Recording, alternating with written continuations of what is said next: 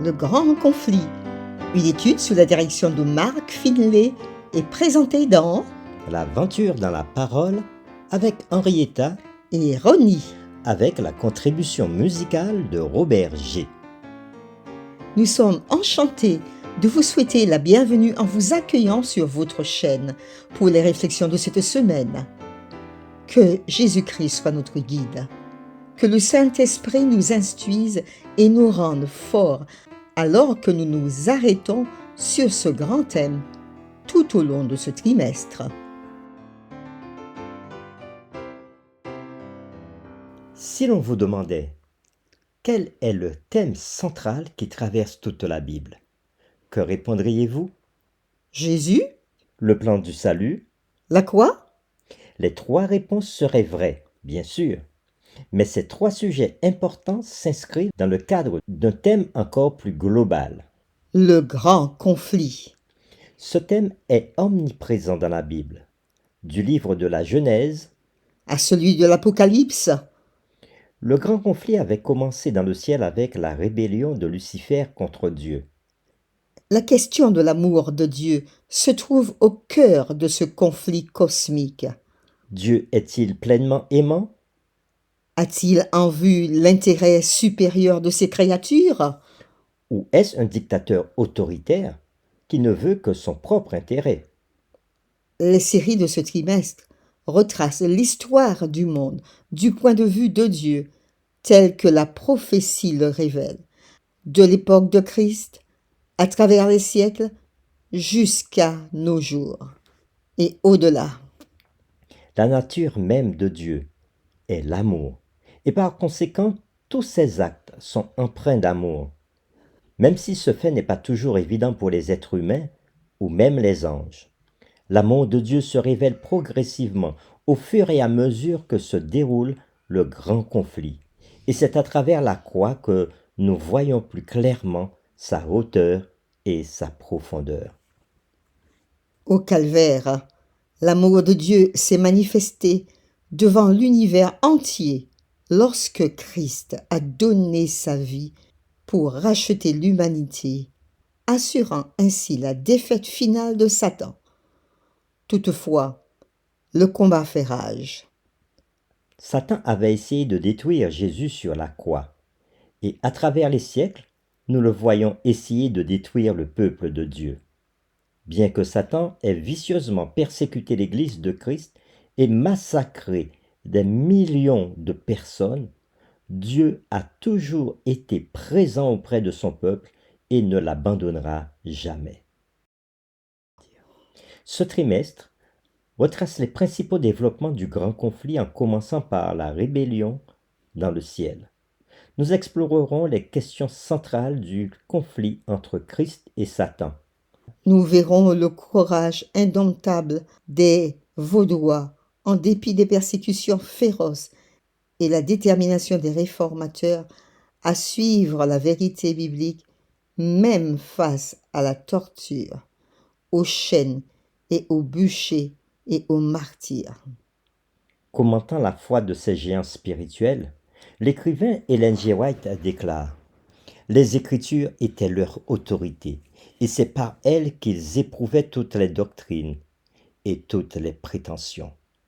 C'est la foi en Dieu et en sa parole qui soutenait ces saints hommes quand ils étaient appelés à monter sur le bûcher. » Elle dit ceci dans le livre Tragédie des siècles à la page 215. La Réforme avait allumé un flambeau de vérité qui brûle encore aujourd'hui. La foi inébranlable des réformateurs dans les Écritures et leur assurance inébranlable du salut par la grâce au moyen de la foi avaient ouvert la voie à l'essor du mouvement des adventistes, défendu par William Miller et un grand nombre d'autres personnes dans le monde entier. L'Église adventiste du 7e jour a été suscitée par Dieu pour développer les fondations posées par les réformateurs afin de restaurer les vérités bibliques qui avaient été perdues de vue au cours des siècles. Au cœur de sa mission se trouve la proclamation des trois anges, d'Apocalypse 14, versets 6 à 12. Le dernier avertissement de Dieu à un monde dont la fin est imminente. Cette proclamation suscite la colère de Satan, représenté sous la forme d'un dragon par l'apôtre Jean. Et dans Apocalypse chapitre 12, verset 17, nous pouvons lire « Et le dragon fut irrité contre la femme, et il s'en alla faire la guerre au reste de sa postérité, à ceux qui gardent les commandements de Dieu et qui ont la foi de Jésus. » Apocalypse chapitre 12, verset 17.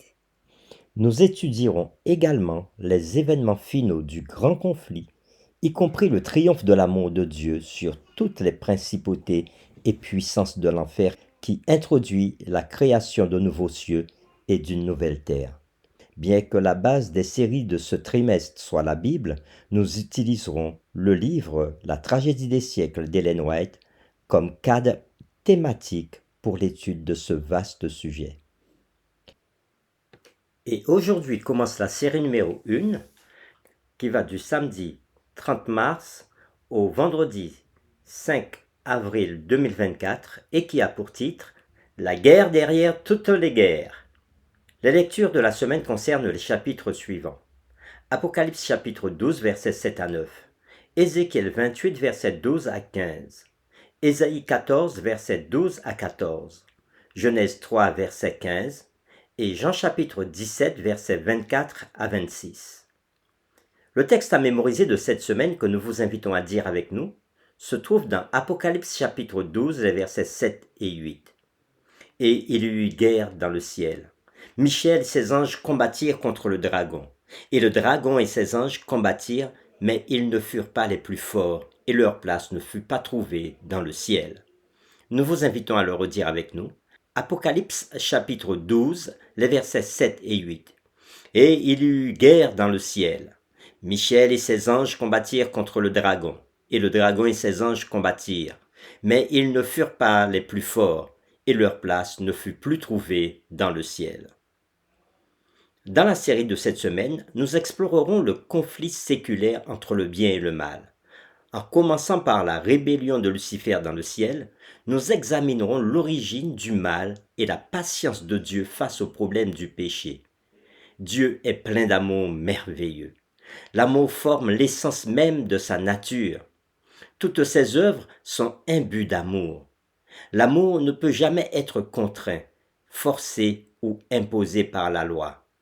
L'écrivain Ellen G. White le dit bien lorsqu'elle écrit « L'amour seul éveille l'amour ». Elle dit ceci dans le livre Jésus-Christ à la page 12. Nier le pouvoir de choisir, c'est détruire la capacité d'aimer, et détruire la capacité d'aimer, c'est éradiquer la possibilité d'être vraiment heureux. Dieu gagne notre allégeance par son amour. Il résout le grand conflit entre le bien et le mal de manière à ce que le péché ne puisse plus jamais se manifester dans l'univers. Le but de Dieu est de démontrer devant l'univers entier qu'il a toujours agi dans l'intérêt de ses créatures. Le fait de regarder le monde à travers le prisme de l'amour de Dieu, à la lumière du grand conflit entre le bien et le mal, rassure chacun d'entre nous sur le fait que le bien triomphera du mal, et ce, pour toujours. Les questions qui seront derrière toutes les réflexions de cette semaine sont les suivantes. Première question. Si Dieu est si bon, pourquoi le monde est-il si mauvais? Deuxième question. Comment un Dieu d'amour peut-il permettre l'existence de tant de mal? Troisième question. Pourquoi les mauvaises choses arrivent-elles aux bonnes personnes? Et c'est avec les séquences suivantes que nous répondrons à toutes ces questions. Le dimanche 31 mars, guerre au paradis. Le lundi 1er avril, Lucifer trompe, Dieu triomphe. Le mardi 2 avril, la planète Terre s'implique. Le mercredi 3 avril, l'amour se fraie le chemin. Le jeudi 4 avril, notez souverain sacrificateur. Et le vendredi 5, comme à l'accoutumée, nous ferons le résumé, nous poursuivons avec les réflexions avancées. Cette semaine, nous approfondirons toutes ces séquences. Que Dieu nous éclaire, alors que nous partagerons l'étude de cette nouvelle semaine. Que cette étude renforce notre amour pour Dieu et son Fils Jésus-Christ. Prions ensemble. À toi la gloire, à toi la louange, à toi l'honneur, à toi la puissance et à toi la force, ô notre Dieu. À Jésus-Christ, notre Seigneur et Sauveur, soit la victoire au siècle des siècles. Oui, tout au long de ce trimestre, nous verrons comment ton amour est grand pour l'humanité, Seigneur, parce que tu n'as pas abandonné les hommes. Mais tu as envoyé Jésus pour remporter toutes les victoires, pour que l'humanité soit sauvée. Alors Seigneur, enseigne-nous pendant ce trimestre ton amour pour nous. Et pendant cette semaine, montre-nous comment tu réponds à nos questions concernant le bien et le mal. Nous t'avons prié au nom de Jésus. Amen.